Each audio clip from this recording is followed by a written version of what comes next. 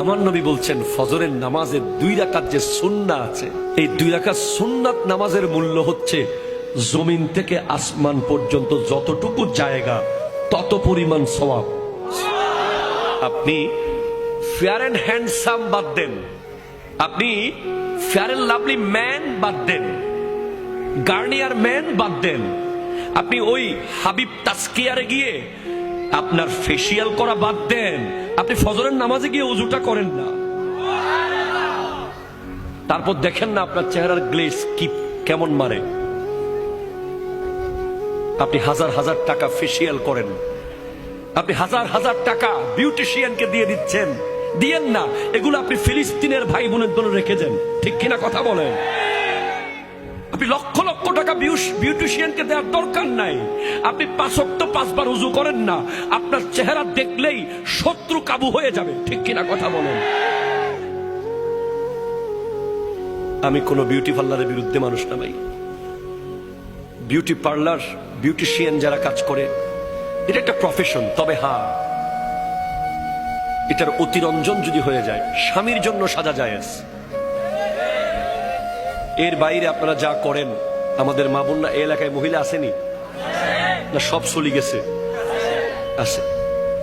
আমার মা বোনেরা যেই পরিমাণ সাজে মেহেদি অনুষ্ঠানে যাওয়ার সময়, আগে পুরুষরা তেমন বিউটি পার্লারে যেত না, এখন পুরুষরা আরো বেশি। কালকে না পরশু দেখলাম একটা খেড়ি মাসাজ করতে গিয়ে রক্সিরি কাইতে পড়ে গেছে, ঠিক কিনা কথা কন? সাবধান, সতর্কতার কোনো মায়ের নাই। আপনার সেলুনে গিয়ে ওই মানুষটাকে দিয়ে আপনার মাথা মাসাজ করাইতে হবে না।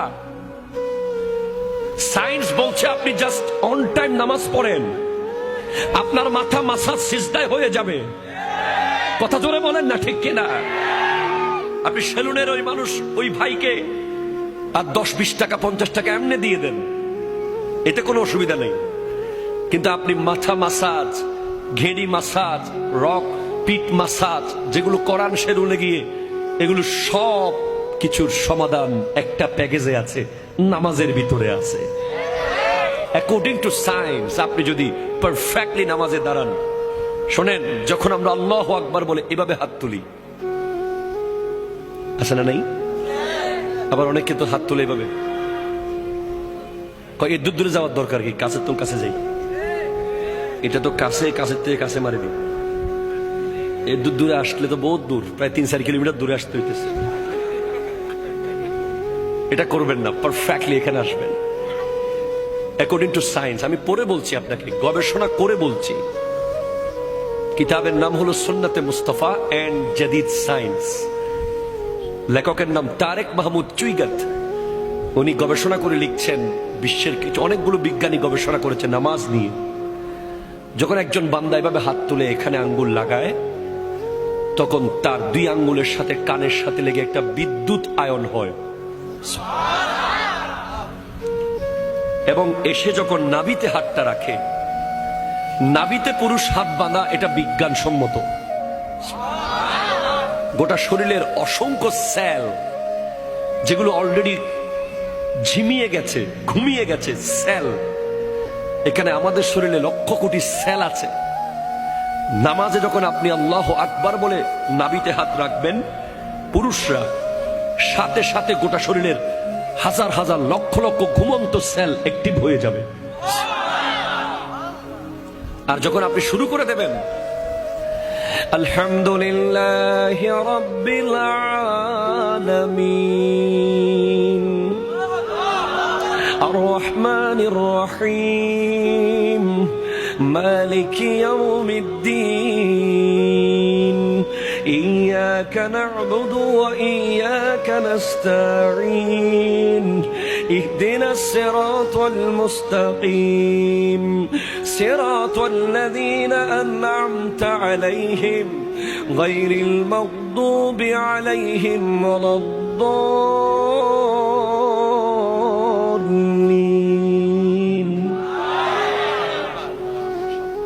তখন প্রতি আয়াতে আয়াতে আপনার শরীরের অসংখ্য জায়গায় যেখানে রক্ত থেমেছিল, ব্লাড স্টপ ছিল, যেখানে কোষগুলো মরে যাচ্ছিল, সব থপ থপ করে জেগে উঠবে কোরআনের আয়াত শোনার সাথে সাথে।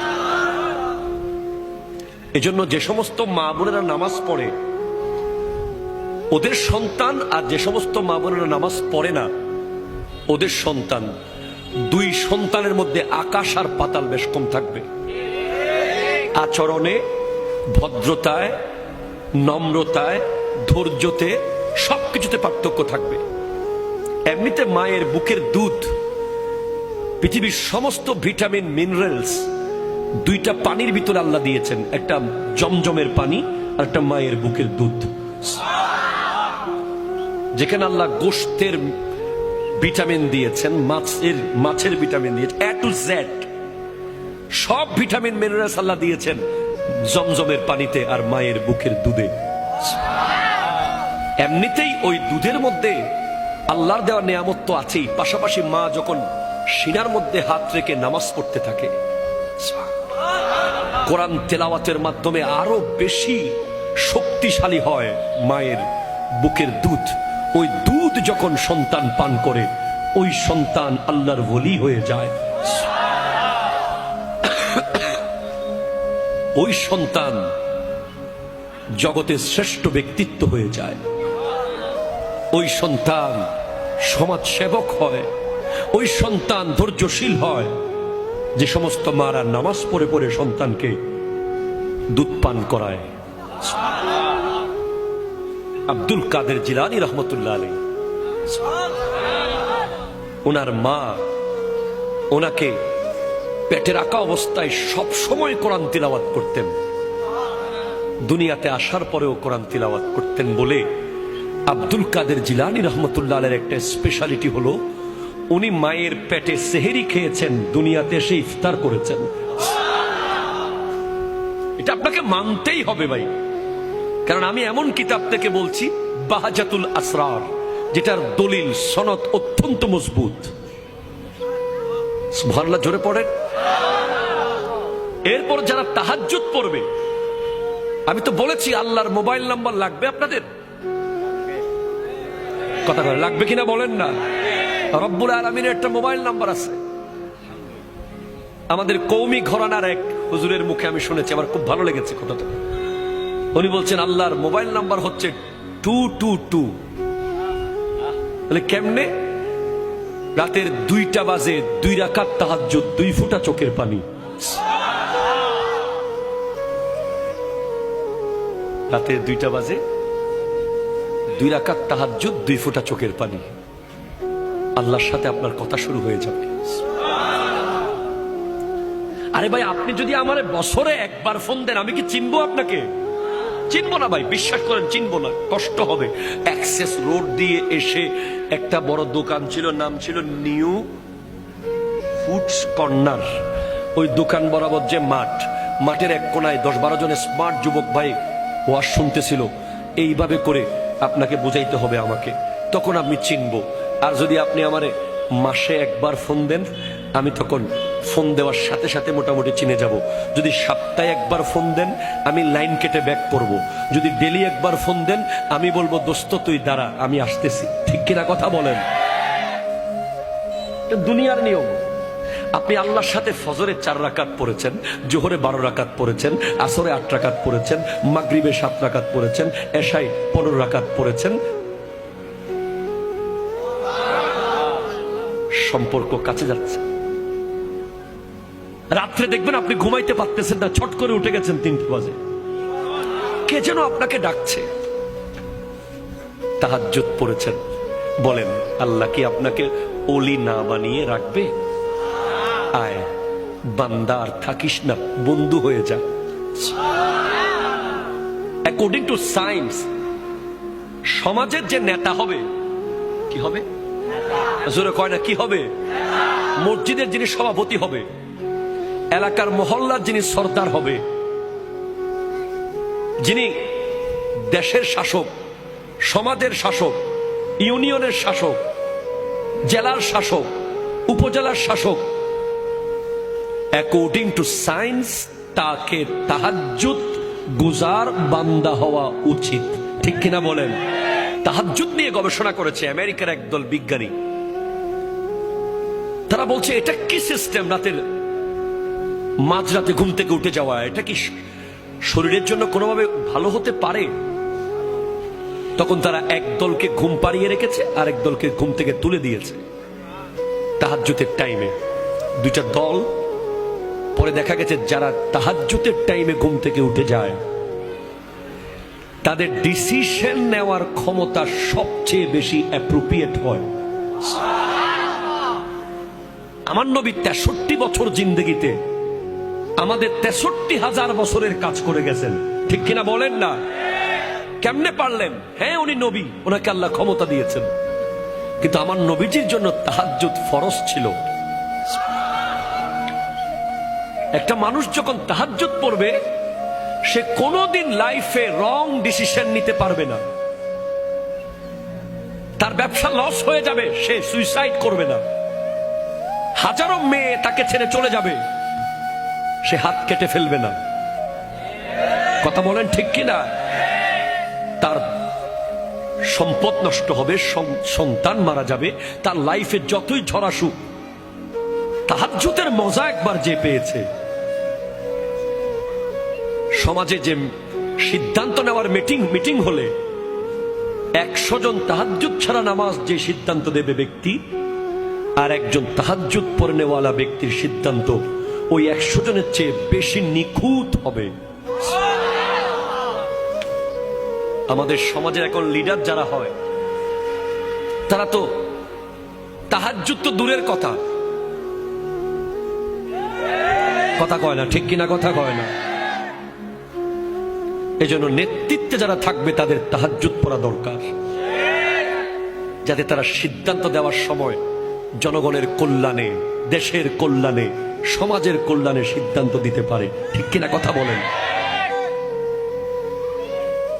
নামাজ আপনি পড়ছেন না, আপনি নামাজ পড়ছেন না, আমি অবাক হয়ে যাচ্ছি। আপনি নামাজ কেমনে পড়ছেন না? আপনি কি জানেন না একটা সিজদা না করার অপরাধে কি শাস্তি পেয়েছে শয়তান?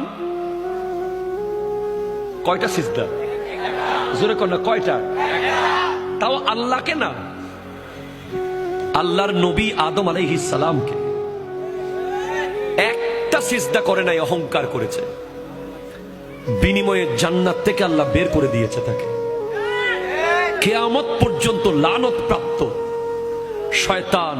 পৃথিবীর এমন কোন জায়গা নাই যেখানে সে সিজদা করে নাই আল্লাহকে, কিন্তু আল্লাহর কথা মতো একটা সিজদা না করার অপরাধে যদি সে এমন শাস্তির শিকার হয়, আপনি তো জানেন না প্রতিদিন 17 রাকাত হচ্ছে ফরজ নামাজ, 17 দুগুণ 34টা সিজদা। এগুলো কাকে করতে বলা হচ্ছে? আল্লাহ নিজেকে করতে বলছেন। হাইয়া আলাস সালাহ, হাইয়া আলাল ফালাহ। হ্যাঁ বলছে, হ্যাঁ বলছে, আজকেও বলেছে। হ্যাঁ, আজকে 17ই নভেম্বর অনেক ব্যবসায়ী এখানে আছে। ওই ওষুধের দোকানে যিনি ব্যবসা করেছেন ভালো করেছেন, কুলিং কর্নারে যিনি ব্যবসা করেছেন ভালো করেছেন, অনেকেই ব্যবসা করেছেন ভালো করেছেন। তবে আরেক দল ব্যবসায়ী এখানে আছে যারা আল্লাহর সাথে ব্যবসা করেছে, 17ই নভেম্বর ফুল লাভবান হয়েছে, এক বিন্দু লস করে নাই। ফজর পড়েছে, জোহর পড়েছে, আসর পড়েছে, মাগরিব পড়েছে, এশা পড়েছে, নফল পড়েছে, সুন্নাহ পড়েছে, আখিরাতের লাগেজে অনেক কিছু প্রবেশ করিয়েছে। আর যারা শেষ করে দিয়েছে, পড়ে নাই, খোদা কি কসম, কিয়ামতের আগে আর কোনদিন আজকের 17ই নভেম্বর ফেরত আসবে না। যুবক ফেরত আনতে পারবা না আজকের ফজরের নামাজ, আর কোনদিন ফেরত আনতে পারবা না। সারা জিন্দেগি সিজদা করলেও আজকের ফজরের নামাজের অন টাইম পড়ার যে নিয়ামত, এটা তুমি আর কোনদিন পাবা না, কোনদিন পাবা না। নবীজির সাহাবারা যদি এক ওয়াক্ত নামাজ জামাত ছুটে যেত, আরে সিদ্দিক আকবর যখন নামাজে দাঁড়াতেন, পাখি এসে বসে পাখি বিশ্রাম করে চলে যেত। পাখি কনফিউজ হয়ে যেত, উনি কি মানুষ না গাছ? সিদ্দিক আকবর রাদিয়াল্লাহু তাআলা আনহু একদিন মন খারাপ করেছে, মন খারাপ। আমার নবী জিজ্ঞেস করছেন, আবু বকর তোমার মন খারাপ কেন? বলে তোমার তো প্রথম তাকবীর মনে হয় ছুটে গেছে নামাজে। সিদ্দিক আকবরের জীবনে কোনো রেকর্ড নাই যে ইমামের পিছে উনি প্রথম তাকবীর ছেড়েছেন, এমন কোন রেকর্ড নাই। কখনো গিয়ে রুকুতে গেছেন জামাতে, কখনো সিজদাতে, এমন রেকর্ড নাই। ওনার লাইফে প্রত্যেকটা নামাজ উনি ইমামের সাথে সাথেই নামাজের নিয়ত করেছেন। বলে ইয়া রাসূলুল্লাহ, আমার 40টা ওঠ হারিয়ে গেছে, কিন্তু নবী আমার কাছে নামাজের প্রথম তাকবীরের মূল্য হলো গোটা পৃথিবী পরিমাণ ওট যদি আমাকে মালিক বানিয়ে দেয়া হয়। আমাকে যদি কেউ বলে তুমি নামাজে 1 মিনিট পরে যাও, 1 মিনিট পর, 1 মিনিট পরে গেলে তোমার সমস্ত ওটগুলো বেঁচে থাকবে, আর 1 মিনিট আগে নামাজে গেলে তোমার ওটগুলো সব তুমি হারিয়ে ফেলবে। আমি আবু বকর পৃথিবী পরিমাণ ওট হারাতে রাজি, ইমামের পেছনে প্রথম তাকবীর আমি ছাড়তে রাজি না। আপনি জানেন, আপনি হাসতেছেন এখনো, আপনি এখনো গল্প করছেন। আপনি কি জানেন জীবনটা কি? আপনি জানেন না আসলে। আমার নবীজি বলেছেন, আমি যা জানি তোমরা যদি তা জানতে তোমরা কোনো দিন হাসতে না। হ্যাঁ, হযরত রবি বিন হুসাইন একজন তাবেঈ, উনি উনার ঘরের বেডরুমে কবর করেছেন। কবর বেডরুমে। পৃথিবীর কোন পাগল বেডরুমে কবর করবে? একটা রুমের ভাড়া কত টাকা?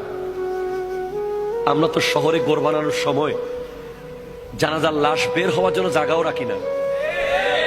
কোরবানির পশুটা জবাই করি হাইওয়ে রোডে। আমরা মুসলমান।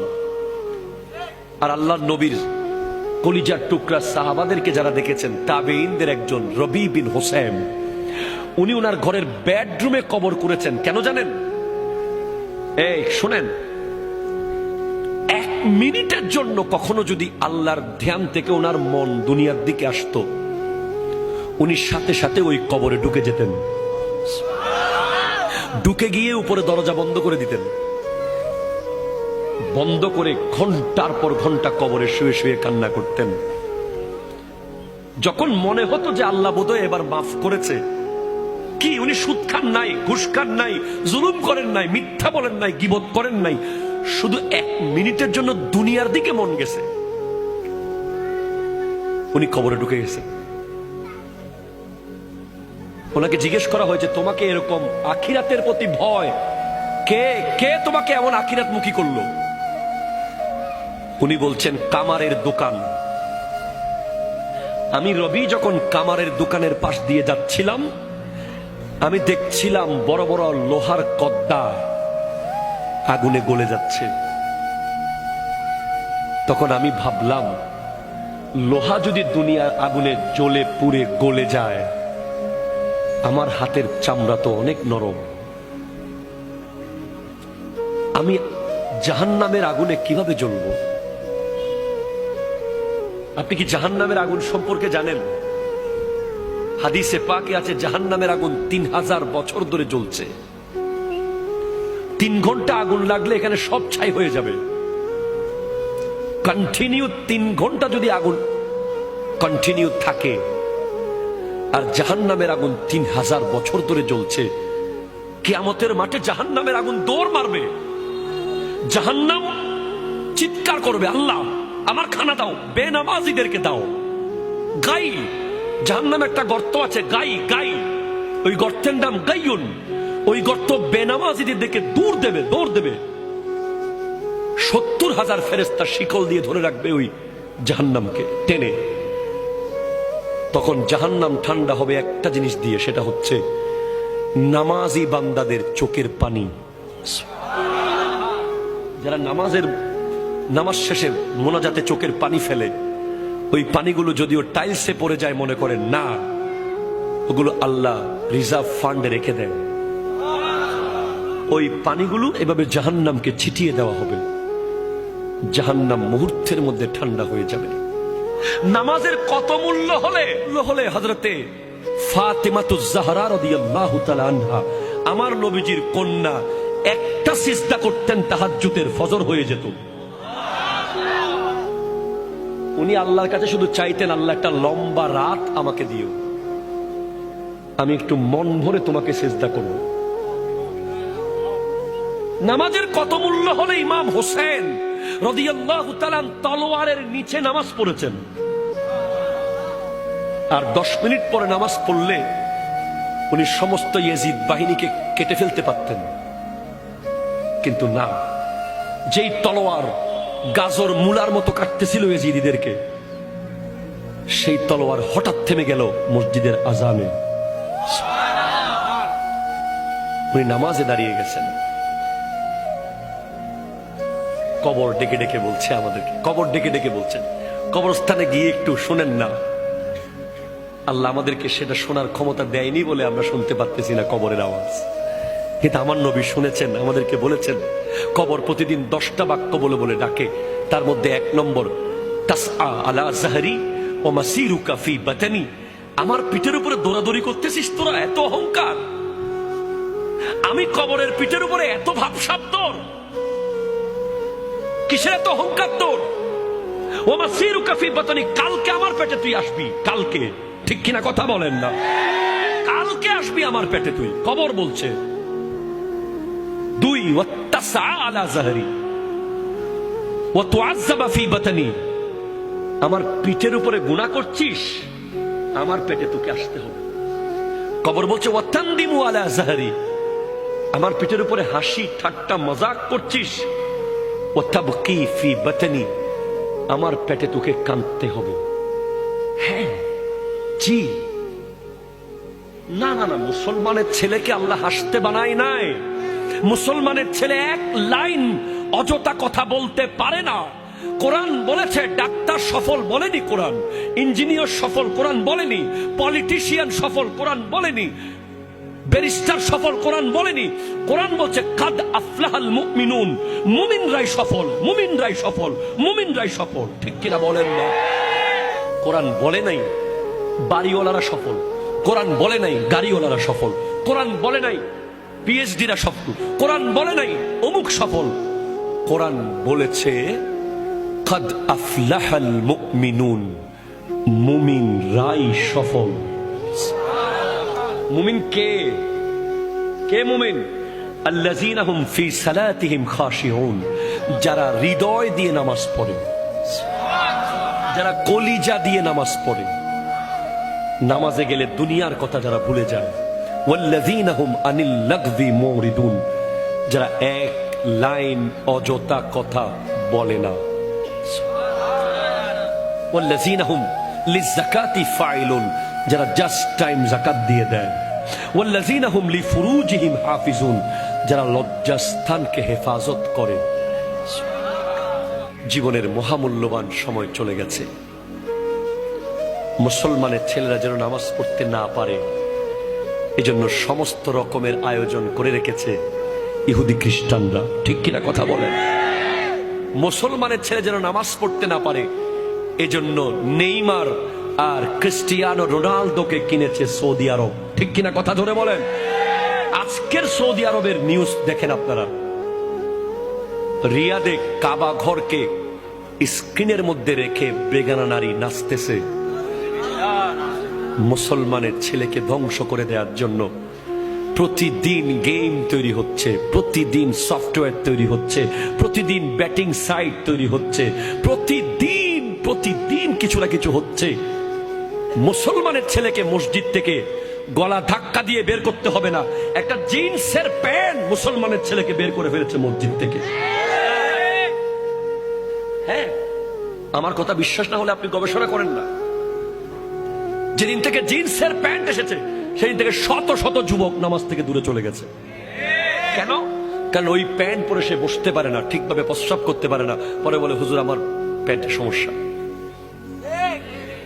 আপনি তো বুঝেন নাই সেটা। মুসলমানের ছেলেকে ট্রিট দেওয়া হয়েছে, ট্রিট। পাশ করেছিস, ট্রিট দে। বিয়ে করেছিস ট্রিট দে, ফলো হইছে ট্রিট দে। ট্রিট করতে এসেছে, ট্রিট কোথায় পাইলা তোমরা? ইসলাম তো ট্রিট কে দেয় না, ইসলাম ফাতেহা দিয়েছে, ঠিক কিনা বলেন না? একটা যুবক যাচ্ছে ট্রিটে, একটা যুবক যাচ্ছে ফাতেহাতে। বিশাল পার্থক্য হয়ে যাবে। যে ট্রিটে যাবে তার ফ্যান থাকবে সিরা,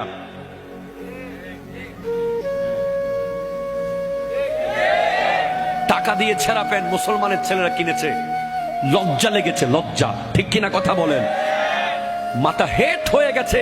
টাকা দিয়ে মুসলমানের ছেলে যখন ছেঁড়া প্যান্ট কিনে কিনে পরে, আমি নিজে ধোকা খেয়েছি একবার, এভাবে ধরে রাখছি আমার এক আত্মীয়কে হাত দিয়ে। সে বলছে কিভাবে ধরে রাখছেন? তোমার প্যান্ট ছিঁড়ে গেছে, তাড়াতাড়ি যাও, বাসায় গিয়ে চেঞ্জ করে আসো। বলে না না না, এটা তো ফ্যাশন। কি করবেন বলেন? আজকে মুসলমানের ছেলের দরকার ছিল ফিলিস্তিনে গিয়ে যুদ্ধ করা, ঠিক কিনা কথা বলেন? আজকে দরকার ছিল সালাউদ্দিন আইয়ুবের উত্তরসূরি হয়ে ওই ভারতে আমার নবীর বিরুদ্ধে যখন কথা বলেছে, ওই হিন্দু পুরোহিত মুসলমান যুবকরা সব মুম্বাইয়ে একসাথে হয়েছে। সেদিন সাংবাদিক জিজ্ঞেস করেছিল, আপকা ঘর कैसे चल रहा है, आपका संसार कैसे चल रहा है, आपका बाल बच्चा कैसे चल रहा है, आप सब तो मुंबई में आ गया। তখন এক মুসলমান যুবক বলেছিল, भाई नबी के आगे कोई बिजनेस नहीं है, नबी के आगे कोई माँ बाप नहीं है, नबी के आगे कोई बच्चा नहीं है, नबी हमारा जान से भी प्यारा है। মোবাইলের চার্জ চলে গেলে যতটুকু টেনশন আপনি করেন, নামাজ ছেড়ে দিলে ততটুকু টেনশন করেন না কেন? কথা বলেন ঠিক কিনা?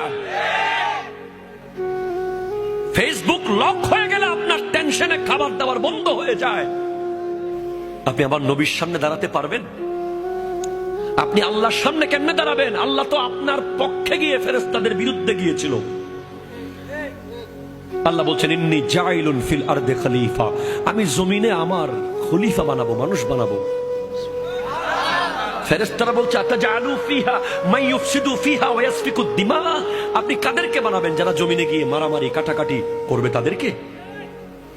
আল্লাহ বলছেন, না, ইন্নী আ'লামু মা লা তা'লামুন, আমি যা জানি তোমরা তা জানো না। তো আজকের দিনে আপনি যদি বেহায়াপনা করেন, আপনি রং তামাশা করেন, আপনি ইহুদিদের মতো যদি চুল কাটেন, কথা জোরে বলেন ঠিক কিনা? চুলের এদিকে ঘষা মারা, এদিকে আগা মারা, ওইদিকে মাথা মেরে দেওয়া, আনারস কাট, এগুলো মুসলমানের চুল নয়, এগুলো ইহুদিদের চুল। কথা বলেন ঠিক কিনা? হাত তুলে বলেন ঠিক কিনা বলেন। আপনি আগে মাথার চুল ঠিক করেন, তারপর ফিলিস্তিনের পক্ষে কথা বলেন। আপনার আপাদে মস্তক আপনি চেক করেন, ইহুদিদের কি কি আপনার ভিতরে ঢুকে গেছে। আপনি যে নেইমার আর মেসিকে নিয়ে শত শত দিন বন্ধুর সাথে তর্ক করেছেন, সেই নেইমার আজকে কোথায়? সৌদি আরবে। আপনার আমার ফিলিস্তিনের ভাই বোনদের টাকা, আপনার আমার টাকা, তেলের টাকা, আল্লাহর দেওয়া টাকা, সেই টাকা আজকে নেইমারকে 5 স্টার হোটেলে রেখে সৌদি আরবকে ফুটবল শেখানো হচ্ছে। বিনিময়ে কি পেলাম? ফুটবলের মধ্যে এখন কালিমা। আপনি ইন্টারনেটে সার্চ করেন, মেড ইন চায়না ফুটবল বানাচ্ছে, শত শত বল যেখানে সৌদি আরবের পতাকা লাগানো আছে, লা ইলাহা ইল্লাল্লাহু মুহাম্মাদুর রাসূলুল্লাহ। ফুটবল তো আপনি জানেন লাঠির জিনিস, ঠিক কিনা? আর তর্ক করবেন আপনি? আপনি যেভাবে বন্ধু নিয়ে চিপস, কোক, স্প্রাইট, চনাচুর নিয়ে যেভাবে বিশাল এলইডি টিভিতে ফুটবল কোপা আমেরিকার ফাইনাল দেখতে বসেছিলেন, সেভাবে যদি একবার নিজের ঘরে কোরআন তেলাওয়াত করতে বসতেন, আপনি ওলি আল্লাহ হয়ে যেতেন, ঠিক কিনা? কথা বলেন। বসেন নাই, বসেন নাই। আপনাকে আল্লাহ বলবে, শেষ কথা আমার শেষ কথা। আল্লাহ বলবে, তুই ঢাকা যাওয়ার সময় 3 ঘন্টার ভিতরে সব প্রস্তুতি নিতে পেরেছিস, গামছা, লুঙ্গি, ব্রাশ, টুথপেস্ট, টিকেট সব 3 ঘন্টায় রেডি। তুই দুবাই যাওয়ার সময় 3 দিনে সব প্রস্তুতি নিয়েছিস। আর আমি আল্লাহর সামনে আসার জন্য তোকে 90 বছর টাইম দিয়েছিলাম, তোকে 70 বছর টাইম দিয়েছিলাম, তোকে 50 বছর টাইম দিয়েছিলাম, কই তুই এত অগোছালো কেন? কোথায় তোর আমল নামার এই হাল কেন? বাস এই প্রশ্নের উত্তর যেন দিতে পারেন আল্লাহর সামনে। আল্লাহ পাক আমাদেরকে কবুল করুন।